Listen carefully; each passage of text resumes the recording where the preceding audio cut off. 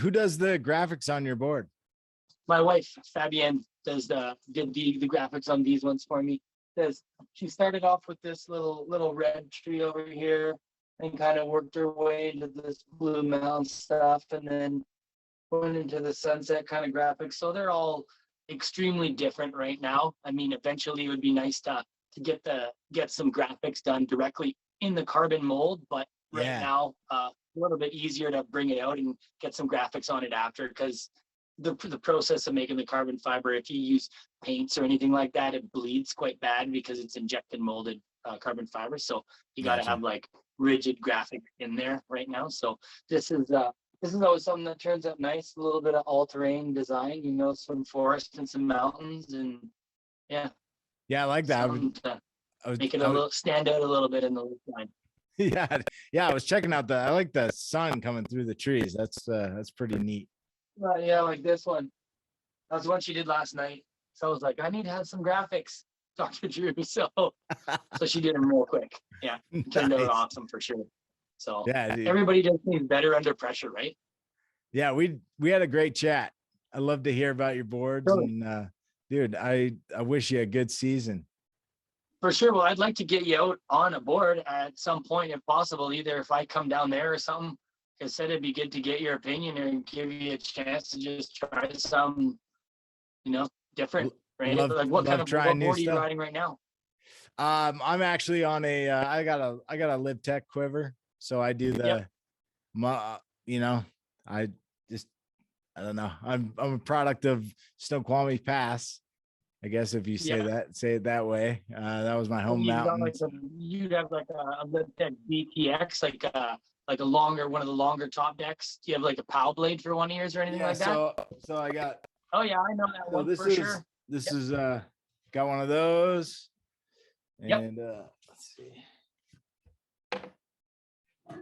And the next size down. Yeah. And then sweet. And then the 40, 48, 49.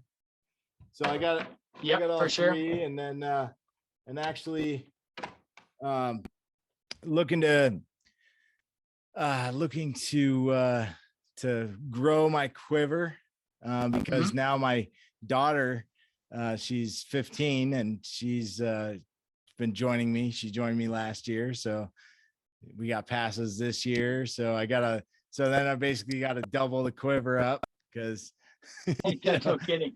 Because I was thinking, if it gets deep and she's up there with me, then she's gonna ride the powder sub, and then what am I gonna ride? So, always growing. And I went with this board. That's why I made this, because I had lots of those, and I'd go up the resort and I'd get up there and I'd be like, okay, it was the same for me snowboarding. I'd go up the resort and I'm like, oh, I picked my park board today, and I get up there and go, man, this 30 cm, oh, I should have brought my POW board, you know what I mean? Or I got to stop and adjust my stand. Or with my snow skates, I was like, oh, I should have brought the bigger stub or the longer top or whatever I was doing that day.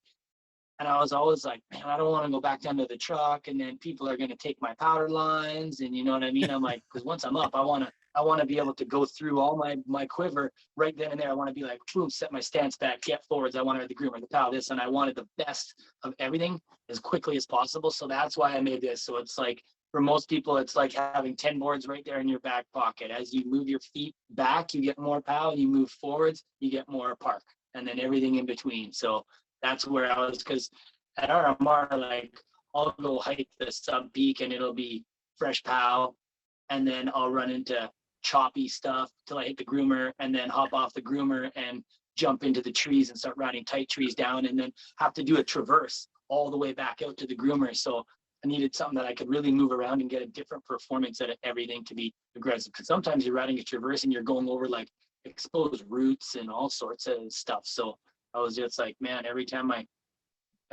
was missing a board, I felt like, oh, I need something else, because I'm pretty, you never want to let a powder line go by. And sometimes I'd be looking down and be like, oh, I'm on the junkyard today, I can't do it.